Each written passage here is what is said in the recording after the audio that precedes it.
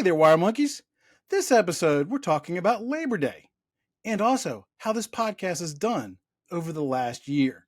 So stay tuned.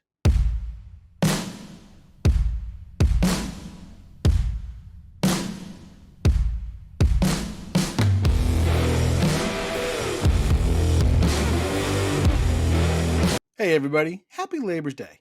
This is one of those holidays that we all look forward to. That long 3-day weekend. Get to have that backyard barbecue, maybe even some end of summer sales, maybe you get to go kayaking or camping, whatever it is that you like to do. But do we actually know what Labor Day is all about? I mean, what's the real deal here? So grab a drink, sit back, and let's dive into this. What is Labor Day and why do we celebrate it? Well, first up, what is Labor Day? If you're thinking it's a day to honor the American labor movement and the contributions of laborers, you're spot on the money. And if you didn't know that, no worries, now you do. You see, there's a lot of Americans out there who confuse Labor Day with Memorial Day, even though they are very different. There's a huge difference between the two holidays. This holiday, we celebrate the workforce. Why do we celebrate it? Well, it's a nod back to the blood, the sweat, the tears of the men and the women who made America what it is today. I mean, think about it. It's everything from the skyscrapers in New York to the tech innovation in Silicon Valley. None of that would have been possible without the hardworking people behind it. So what does Labor Day really mean to be? You might be thinking, okay, cool, it's just another barbecue, it's another long weekend. My friends, Labor Day is so much more than that.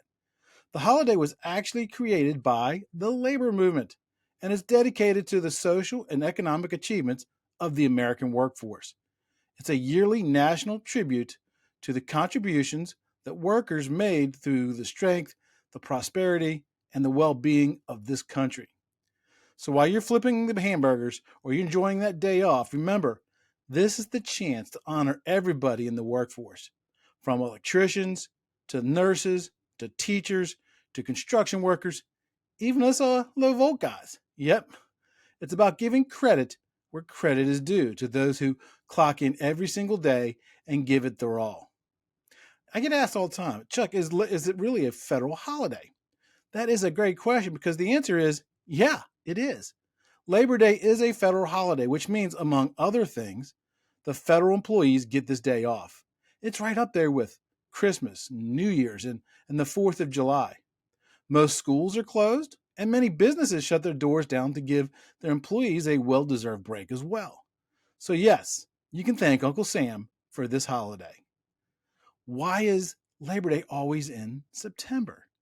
Now here's an interesting tidbit. Why is Labor Day celebrated on the first Monday in September, you might be asking? Well, the choice of September is actually a tribute to a massive labor strike that took place on September 5th, 1882. You see, on that day, more than 10,000 workers took unpaid time off to march from City Hall to Union Square in New York City. Basically just saying, hey, we're here, we're valuable, and we contribute to society. It was kind of a big deal, and it caught on. Other states started recognizing it, and eventually in 1894, it became a federal holiday. That September date stuck, and it's a good one, isn't it? It offers a nice symbolic end to the summer and a nod to that start of the school year. I used to use this day all the time to judge when school was started because it used to always start after Labor Day. So there you have it. That's the 411 on Labor Day. So next time you're enjoying that day off, you'll know exactly why you're celebrating it. And hopefully you'll take a moment to tip your hat to the American worker. So for the people outside the U.S. listening to the show, this is a U.S.-based holiday. Now let me give you the podcast update. Since it's Labor Day and the podcast just hit its 3-year anniversary, I just wanted to take a moment to reflect on the labor and the journey that the podcast has been through over the past 12 months. Some of our accomplishments and what is coming down the road for the podcast. We have grown from an audio-only podcast to a show, to a vlog with a weekly presence on YouTube, Instagram, TikTok, LinkedIn, and Facebook. You see, our first show aired August of 2020. So the show is just over 3 years old. When I listened to that first episode, I realized how much I've grown as a speaker and how I've found my voice. I cringe when I hear those first episodes. All of our audio podcasts are still online, so you can go back and listen to any of them, including that first one, the podcast introduction. We have discussed everything from testing copper and fiber to project management to estimating, getting certifications. We've covered a wide range of subjects. We have just under 200 audio podcasts episodes that have been published, and they've been downloaded 33,000 times. Not bad for a super niche subject like ours. And one of the things I'm proud of the shows is my ability to listen to the input to the audience members to make the show better. You see, it was a suggestion from an audience member who asked, well, where's the video counterpart to the audio show? Well, I then changed the format, and hence Let's Talk Cabling YouTube channel was born. On the YouTube channel, we have amassed over 600 videos. Now, many of those are YouTube shorts. All of the 200 audio shows are also on YouTube, and YouTube averaged 37,000 views last month. Many of the questions from the live streams comes from the interactions on YouTube.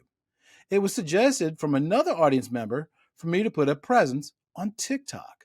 I was hesitant to kind of do that because of all the negative vibes about that platform. Yet, I have found many friends and content creators on TikTok, like Ed the Old Tech Guy, Sean Rep, Geek IT Tech, Low Volt Warby, All Green Lights, and many, many more that I'm probably going to hurt their feelings because I didn't mention them.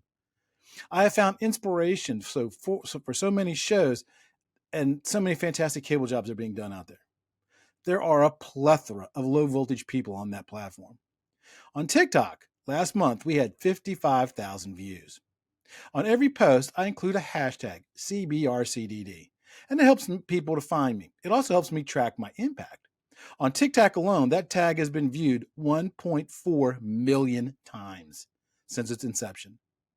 LinkedIn is also where you're going to find my daily schedule posts, everything from my acronym challenge, Project Management Monday, TDMM Tuesday, Name This Tool Wednesday, It's Some Thursday, Pro Tip Friday, which has resonated with many people.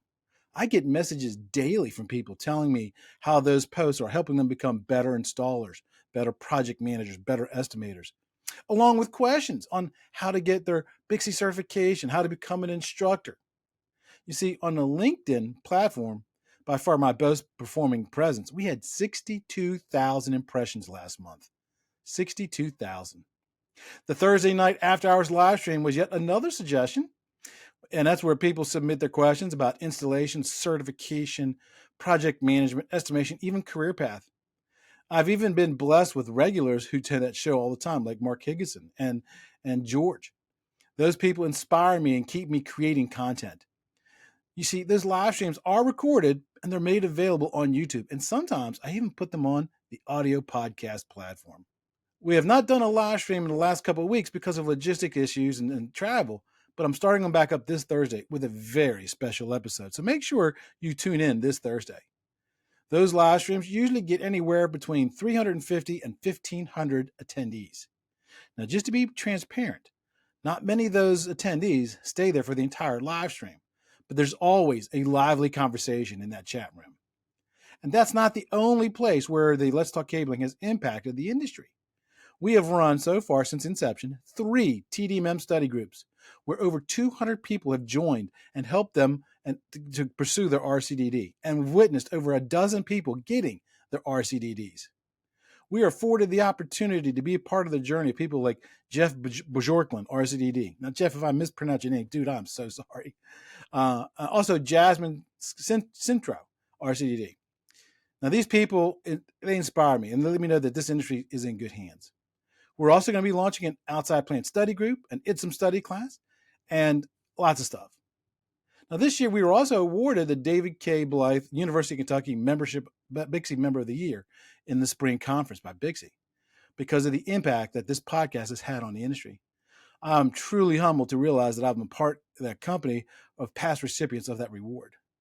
Now, many people may not realize this, but I am not just the host.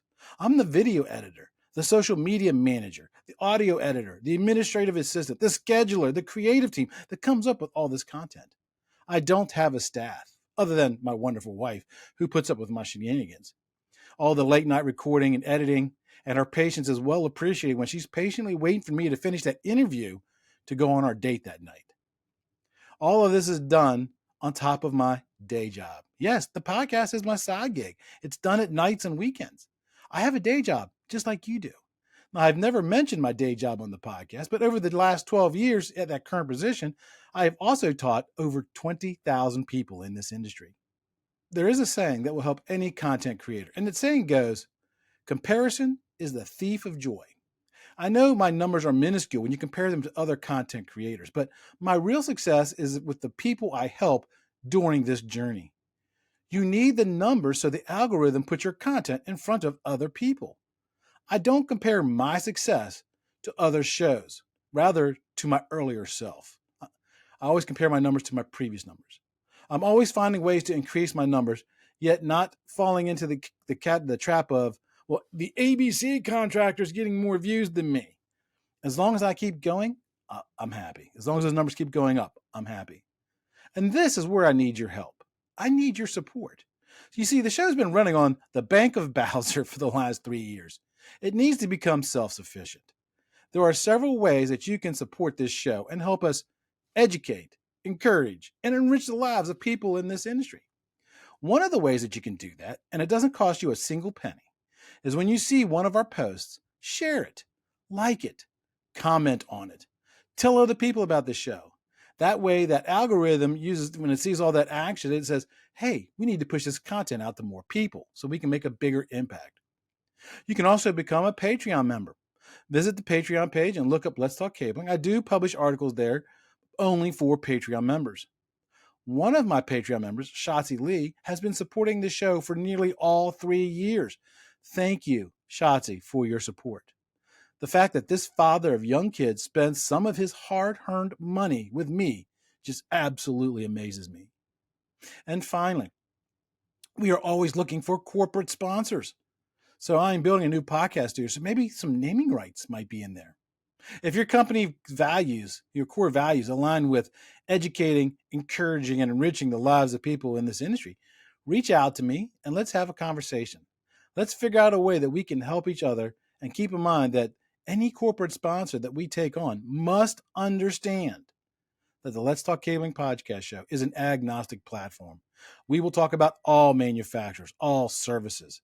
There is plenty of room in this industry for all of us.